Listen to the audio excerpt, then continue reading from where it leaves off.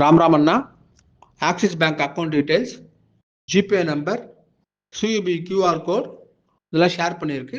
Racer பே லிங்க்கு டிஸ்கிரிப்ஷனில் இருக்குது. உங்களுக்கு எது கன்வீனியன்ட்டோ அதை பயன்படுத்திட்டு ட்ரான்ஸ்ஃபர் பண்ணிக்கலாம் அண்ணா. ராம் ராம். வள்ளுவம் அறிவோம் அப்படின்னு ஒரு புது நிகழ்ச்சியில் நித்தியப்படி தினமும் ஒவ்வொரு அதிகாரத்தை பற்றி நமக்கு சொல்கிறதுக்கு ஜமதக்னி அண்ணா வந்திருக்கா. வள்ளுவம் தன்னை உலகினுக்கே தந்து வான்புகழ் கொண்ட தமிழ்நாடு அப்படின்னு சொல்லுவா. அதே போல் அணுவை துளைத்து 7 கடல் புகுத்தி குறுகத் தரித்த குரல், ஒரு சின்ன ஆட்டம் அளவுக்கு தான், ஆனால் அதுக்குள்ள 7 கடலுக்கும் ஆன விஷயத்தை சுருக்கி வச்சிருக்கார் வள்ளுவர். அதை படிக்கும்போது நமக்கு ஒரு ஆனந்தம் கிடைக்கும். ஒரு அர்த்தம் தெரிஞ்சு படித்தோம்னாக்கா நம்ம வாழ்வை முறைக்கு ரொம்பவும் அனுகூலமாக இருக்கும். தினம் தினம் ஒரு அதிகாரத்தை பற்றி சொல்கிறதுக்கு நமக்கு ஜமதக்னி அண்ணா வந்திருக்கா. நமஸ்காரம் அண்ணா. நமஸ்காரம். பொதுமக்களுக்கு, பக்தர்களுக்கு பெரிய பொக்கிஷமாக அமைந்திருப்பது தமிழ் வேதம் சொல்லக்கூடிய திருக்குறள். திருக்குறள் புஸ்தகத்தை பல பேரும் வாங்கியிருக்கேன். கலாச்சார பற்று உள்ளவர்கள், தெய்வ பக்தி உள்ளவர்கள், இப்படிப்பட்டவர்கள் உங்களுக்கு உரையாசிரியராக இருந்தா தான் சரியான பொருள் நீங்க காண முடியும். அந்த அடிப்படையில திருக்குறள் முதல் அதிகாரம் அதை நீங்க பார்க்கலாம். கடவுள் வாழ்த்துங்கிறது முதல்ல எடுத்தோன்னு வரக்கூடியது. அகர முதல எழுத்தெல்லாம் ஆதி பகவான் முதற்றே உலகு. அதாவது தெய்வத்துக்கு முன்னாலேருந்தே இந்த எழுத்துக்கள் எல்லாம் இருக்கிறது. இல்லைன்னா எழுத்துக்கள் எல்லாமே தெய்வ சம்பந்தமானது, தெய்வாதீனமானது, தெய்வத்தன்மை உள்ளது அப்படிங்கிறதா புரிஞ்சுக்கலாம். அது உலகுன்னு ஒரு பதம் வருது. உலகுங்கிற போது நல்லவர்களை பத்தி தான் அடையாளப்படுத்தும் உலகுங்கிற வார்த்தை. ஒரு உதாரணத்தை சொல்லமானா, ஒருவர் தவறு செய்கிறான், இந்த ஊரே உன்னை பார்த்து சிரிக்கும்னு சொன்னா இந்த ஊர் சிரிக்காது. ஊர்ல உள்ள நல்லவர்கள்னு அர்த்தம். இப்போ ஊரு, உலகம் இதெல்லாம் சொன்னா நல்லவர்கள் அப்படின்னு முதல் திருக்குறள்ல தெய்வத்தை பத்தி உயர்வா சொல்லக்கூடியதாக இருக்கிறது. 2வது பாடல்ல முக்கியமான கருத்தை சொல்லுகிற, கற்றதனால் ஆய பயனென்கொள் வாலறிவன் நற்றால் தொழார் எனின் தொழா அர் எனின். படிக்கிறதுங்கிறதனுடைய மொத்த சாராம்சமே என்னன்னா தெய்வத்தை தொழுவதுதான் படிப்பினுடைய நோக்கம் அப்படின்னு சொல்லுகிறார். இத நம்ம வேத கால கல்வின்னு எழுத்திக்கலாம். அதுல வேதங்களும் சாஸ்திரங்களும் தெய்வத்தை அடைவதுதான் முக்கியமான குறிக்கோள். மனிதனாக பிறந்து இதிலிருந்து மீண்டும் பிறவி இல்லாத ஒரு நல்ல நிலையை அடைவதுதான் குறிக்கோள். அப்படிங்கிறதுனால தெய்வத்தை முக்கியமா வச்சிருக்கு. படிப்பினுடைய நோக்கம் தெய்வத்தை அறிவது, ஆய்வு செய்வது, அடைவது, பக்தி செய்வது, தெய்வம் சொன்ன வாழ்க்கையில வாழ்வது அப்படிங்கிற மாதிரி 2வது திருக்குறளை வைத்துக் கொள்ள வேண்டும். தெய்வத்தினுடைய பாதம் தொழாதவர்கள் மேன்மை பெறமாட்டார்கள். அப்படி படிப்பினுடைய முக்கியமான குறிக்கோள் தெய்வத்தை தொழுவது அப்படின்னு.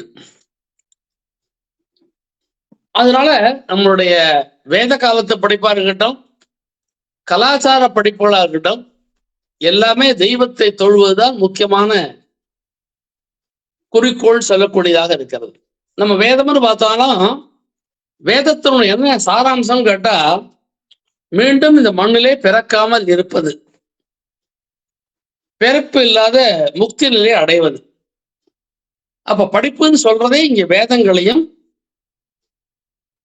தேசம் சேர்ந்த சார்ந்த கலாச்சார படிப்புகளையும் தான் படிப்புன்னே சொல்லப்படும். மற்ற படிப்புகள் வாரியார் சுவாமிகள் சொல்லுவார், எந்த படிப்பு பண்பாடையும் பக்தியவும் கொடுக்காதோ அதெல்லாம் படிப்பு இல்லை, படி உப்பும்பர். அந்த மாதிரி படிப்பினுடைய நோக்கம் தெய்வத்தை தொழுவதுன்னு வச்சுக்கணும், இல்ல தெய்வம் காட்டிய நல்ல மார்க்கத்துல வாழ்வது அப்படின்னு 2வது பாடல். 3வது பாடல்ல வேண்டுதல் வேண்டாமை இல்லானடி சேர்ந்தாருக்கு யாண்டும் இடும்ப இல. தெய்வத்துக்கு இவன் வேணுங்கிறவன் இவன் வேண்டாதவன்கிற எண்ணம் கிடையாது. அப்படியானா யாரு ஒருவர் பணக்காரா இருக்கார் இல்லை ஏழையா இருக்கார், தெய்வம் வேணும்னே வஞ்சனை பண்ணிடுத்துன்னு சொல்ல முடியாது. யார் யார் என்னென்ன ஏற்கனவே செய்திருக்கிறார்களோ அந்த புண்ணிய பாபத்தின் அடிப்படையில் தான் வாழ்க்கையில சுகமும் துக்கமும் விடுகிறது. தமிழ்ல சொல்லும் போது கூட புறத்தியார் கொடுத்து வரக்கூடியதல்ல சுகமும் துக்கமும் அப்படின்னு சொல்லப்படும். அப்படின்னு தெய்வத்தினால சுகமும் துக்கமும் வருவதில்லை. ஏற்கனவே பண்ணின நாம் செய்த பாப புண்ணியத்தினுடைய விளைவாகத்தான் சுகமும் துக்கமும் வருகிறது. அதனால இவன் வேண்டியவன் இவன் வேண்டாதவன் ஒன்று கிடையாது. இன்னும் சுருக்கமா சொல்ல போனா பேங்க் கேஷியருக்கு ஒருத்தன் வேணுங்கிறவன் வேண்டாதவன் கிடையாது. அது போலதான் பகவானும் தெய்வமும் நம்ம ஏற்கனவே என்ன செய்திருக்கிறோமோ அதன் விளைவாகத்தான் நன்மையும் தீமையும் வருகிறது அப்படின்னு 5வது பாடல்ல சொல்றார், இருள் சேர் இருவினையும் சேரா இறைவன் பொருள் சேர் புகழ்ந்தார் மாட்டு புகழ் புரிந்தார் மாட்டு அப்படின்னு.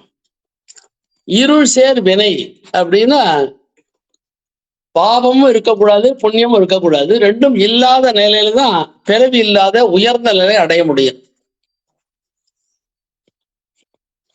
எந்த விதமான புண்ணிய சக்தியோ பாபத்தினுடைய சக்தியோ இருக்காது. இருள் சேர்னா இருவினையும் அர்த்தம் பண்ணிக்கலாம். புண்ணியத்தினுடைய சக்தி இருக்க வேண்டாம், பாவத்தினுடைய சக்தி இருக்க வேண்டாம். அப்ப ரெண்டுமே இல்லாம இருந்தா தான் மீண்டும் பிறவி வராத ஒரு நிலை வரும். இருவரையும் சேராத இறைவன் தெய்வம் பகவான் எதையும் சார்ந்து இல்லை, அவர் நடுநிலையாக நீதிமன்றத்துல நீதிபதியை போல இருக்கக்கூடியவர். அதனால நமக்கும் எப்படி இருக்கணும்னா 2 பேர் இருக்கக்கூடாது. புண்ணியத்தினுடைய சக்தி இருக்கக்கூடாது, பாபத்தினுடைய சக்தி இருக்கக்கூடாது, சத்தியத்தின் பக்கத்துல இருக்க வேண்டும் அப்படிங்கிறது அதனுடைய சாராம்சமாக இருக்கிறது. அடுத்தது 6வது திருக்குறள். பொறிவாயில் ஐந்தவித்தான் பொய் நீர் ஒழுக்க நெறி நின்றார் நீடு வாழ்வார். நமக்கு பஞ்சேந்திரியங்கள் கர்மேந்திரியம் 5, 10 இந்திரியம் மொத்தம்.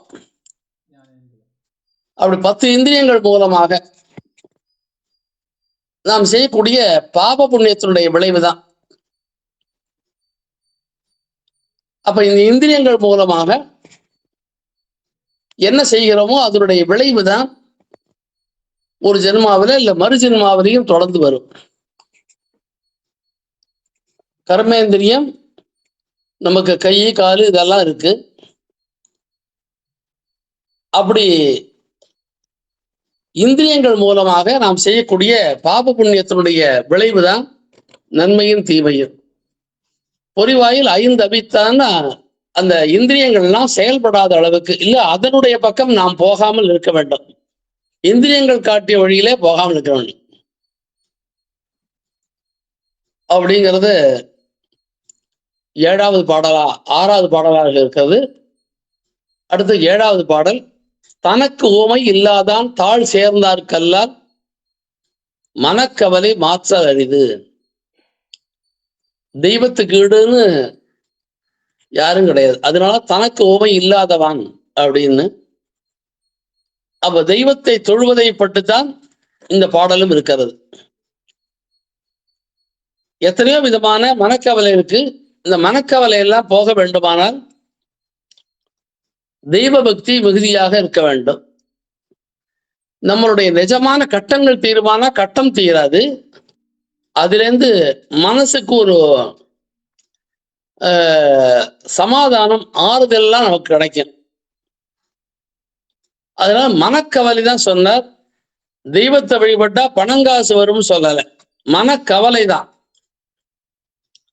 எல்லாத்துக்கும் மனசுதான் காரணம்.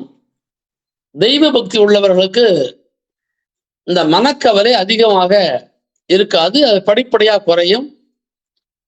நம்மளுடைய எல்லா விதமான எதிர்பார்ப்பையும் தெய்வத்தின்பால் விட்டுவிட்டால் நமக்கு எது நல்லதோ அதை செய்வார். இல்ல தெய்வம் எது செய்தாலும் நமக்கு நல்லதுன்னு புரிஞ்சுக்கிறோம். வாரியார் சுவாமிகள் சொல்லுவார், ஒரு அம்மா ஒரு குழந்தைக்கு உப்பு இல்லாத கஞ்சி கொடுத்தா, இன்னொரு குழந்தைக்கு இட்லி சட்னி கொடுத்தா.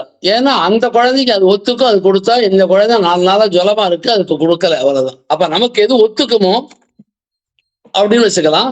இல்ல நாம் செய்த பாப புண்ணியத்துக்கு எதை தர வேண்டுமோ அதை தருவது மட்டுமில்ல, நமக்கு ஆறுதலாகவும் அருள் செய்யக்கூடியவராகவும் தெய்வம் எப்பொழுதும் இருக்கு.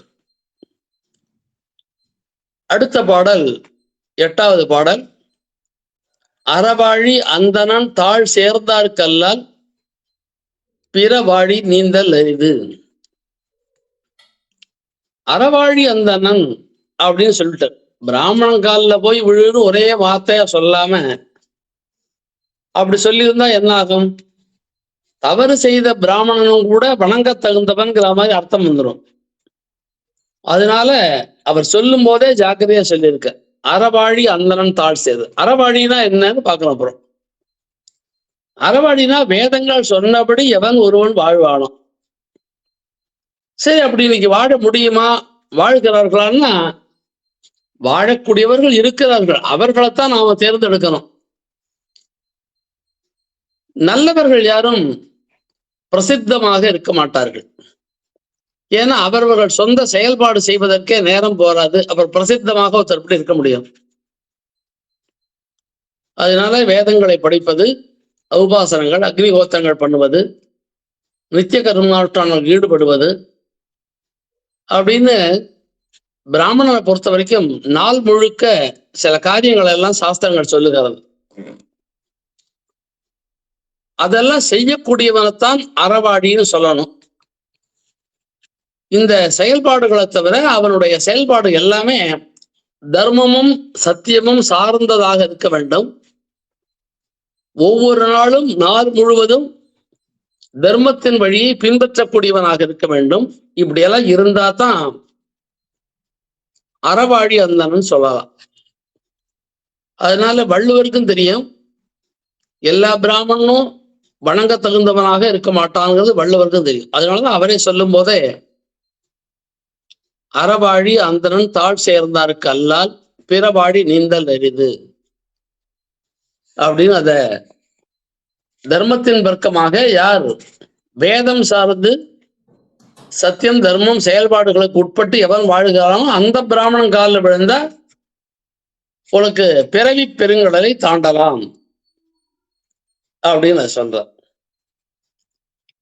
அடுத்த பாடல் 9வது பாடல். கோளில் பொறியியற் குணமிலவே என் குலத்தான் தாளை வணங்கா தலை அப்படின்னு. அப்படின்னா தமக்கு ஏற்ற புலன்களை கொள்கை இல்லாத பொறிகள் போல பயன்படுத்தக்கூடிய ஒரு சுபாவம் இருக்கக்கூடாது. அதாவது தமக்கு ஏற்றன்னு சொன்னா நம்ம மனோபாவத்துக்கு ஏற்றன்னு அர்த்தம் பண்ணாம, நான் ஒரு பிராமணனா இருக்கேன், பிரம்மச்சாரியா இருக்கேன், இல்ல கிரகஸ்தானா இருக்கேன், இல்ல வானப்பிரஸ்தனா இருக்கேன், நான் சன்னியாசியா இருக்கேன், என்னுடைய நிலை எது அப்படிங்கிறத புரிஞ்சுக்கணும். இந்த பிரம்மச்சரியம், கிரகஸ்தம், வானப்பிரஸ்தம், சன்னியாசம்ங்கிறது பிராமணனுக்கு மட்டும் இல்லை, எல்லா மதத்தாருக்கும் உண்டு, எல்லா ஜாதிகளுக்கும் உண்டு. அது நம்ம ரிஷிகள்லயே வைசிய ரிஷி இருக்கா, சூத்திர ரிஷி இருக்கா. அதனால பிராமணனுக்கு மட்டும் உரியதுன்னு இல்லை, 4 நிலை. படிக்கிறது பிரம்மச்சாரின்னு பேரு, அப்புறம் கல்யாணத்துக்கு அப்புறம். அப்போ தமக்கு உரிய தமக்கு ஏற்ற அப்படின்னா எனக்கு நல்லவர்கள் மகான்களும் ஞானிகளும் வேதமும் எந்த வழியை வகுத்திருக்கிறதோ அப்படின்னுறது புரிஞ்சுக்கிறோம். தமக்கு ஏற்றன்னு சொன்னா மனோபாவத்துக்கு ஏற்றன்னு நம்ம அர்த்தம் பண்ணோம்னா, நம்ம மனோபாவத்துக்கு நல்ல மார்க்கத்துல மனசை ஈடுபடுவதில்லை பலருக்கும். அதனால தமக்கு ஏற்றன்னு சொல்ல முடியாது. அதுக்கு தகுந்த முயற்சிகள் இருக்க வேண்டும். தமக்கு ஏற்ற புலன்களை கொள்கை வழியாக கொண்டு போக வேண்டும். இல்லையானாக்கா கர்மேந்திரியம், ஞானேந்திரியம் 10 இந்திரியங்கள், இந்த 10 இந்திரியங்களும் தவறான வழியில நம்மளை கொண்டு போய் மேன்மைப்படுத்துவதற்கு துணை இருக்காது. அப்படின்னு கோளில் பொழியர் குணமிலவே என் குலத்தான். என் குணம்னா 8 குணத்தை பத்தி வள்ளுவர் சொல்றார். தன் பயம், தன் பயமாக நம்ம இருக்கிறோமானா இல்லை. மனம் போன போக்குல நம்ம செயல்படுகிறோம். நல்ல விஷயத்துக்கு நம்மளுடைய அங்கங்கள் துணை இருப்பதில்லை. கோவிலுக்கு போகலாம்னா கால் வலிக்கிறதுன்னு நினைக்கிறோம். அதே சமயம் ஃப்ரெண்டுகளோட எங்கேயாவது வாக்கிங் போகலாம், சினிமாவுக்கு போகலாம்னா நம்ம கால் சொன்னதை கேட்கறது. அப்போ நம்ம உடம்பு, மனசு, செயல்பாடு எல்லாம் நல்ல மார்க்கத்துக்குள்ள கட்டுப்பட வேண்டும். அதனால தன் பயமா இருக்கிறதுங்கிறத மனசு உள்பட இந்திரியங்கள், கைகால் எல்லாமே நல்ல மார்க்கத்துக்குள்ள அடங்கி வந்தால் தன் பயத்துக்குள்ள இருக்கான் அப்படின்னு. 2வது தூய உடம்பு. இப்போ எல்லாரும் ஒரு சொரத்தை நம்ம கேட்கலாம், உள்ளுக்குள்ள இருக்கக்கூடிய ஜீவன் தான் கடவுள், அதனால கடவுள் வெளியில இல்லை அப்படின்னு சொல்றது சுலபம். உள்ள இருக்கிற ஜீவனை கடவுள்னு சொல்றது நிஜமாக இருக்குமானால் இந்த உடம்ப ஆலயம் போல பாதுகாக்க வேண்டும். ஆலயத்துல என்ன பண்ணுவா, 5 மணிக்கு எழுந்து சுவாமிய அபிஷேகங்கள்லாம் பண்ணி நல்ல நல்ல காரியங்களை எல்லாம் செய்வார்கள். தகாத காரியங்களை செய்ய மாட்டார்கள். அப்ப உடம்ப ஆலயம் போல நாம் பேணி பாதுகாத்தால் உள்ள இருக்கிறது தெய்வம்னு சொல்லலாம். அப்படி இல்லாம புறத்தியாரை ஏமாற்றுவதற்காக கடவுள் உள்ள இருக்கான், வெளியில தேட வேண்டாம்னு சொன்னா புறத்தியாரை ஏமாற்றுவதற்காக சொல்லாமே தவிர வேற ஒண்ணு. அப்ப தூயமான சரீரமாக இருத்தல் அப்படின்னா சாஸ்திரம் சொன்னபடி சாஸ்திரோக்தமாக வாழ வேண்டும். பொழுது முடிஞ்சா நாம் எல்லாம் குளிக்கணுங்கிறாங்க. அப்படி நல்ல விஷயங்கள் எத்தனை இருக்கு, அதுபடி நடந்தாதான் முக்கியமான விஷயம். அப்ப 8 குணத்துல 2வது குணம் தூய உடம்பு, இயற்கை உணர்வு. அது முக்கியமானதா இருக்கு. நமக்கு இப்போ இயற்கையான உணர்வு கிடையாது.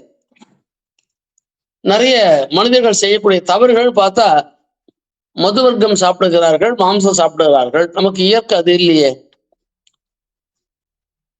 எவ்வளவோ உடம்புல சக்தி இருந்தும் கூட யானை இன்னொரு ஜீவனை அடிச்சு சாப்பிடுறதில்லை. அப்ப அதனால ஒவ்வொருத்தருக்கும் ஒரு இயற்கையான செயல்பாடு இருக்கு. இயற்கை உணர்வு, மனிதன் எப்படி இருக்க வேண்டும், இயற்கையான உணர்வு அப்படின்னு. அதோட இல்லாம எந்த ஒரு ஜீவராசியும் மிருகங்களும் தன் இனத்தை தான் கொல்லுவதில்லை. இதெல்லாம் மனிதன் கிட்ட இருக்கு. மனிதனுக்கு இயற்கை அது இல்லையே. இயற்கை உணர்வுன்னா அது முக்கியமானது. அடுத்ததாக முற்றும் உணர்தல். முற்றும்னா என்ன, உலகமே பொய்ன்னு சொல்றான், காயமே பொய்யடாங்கிறான்.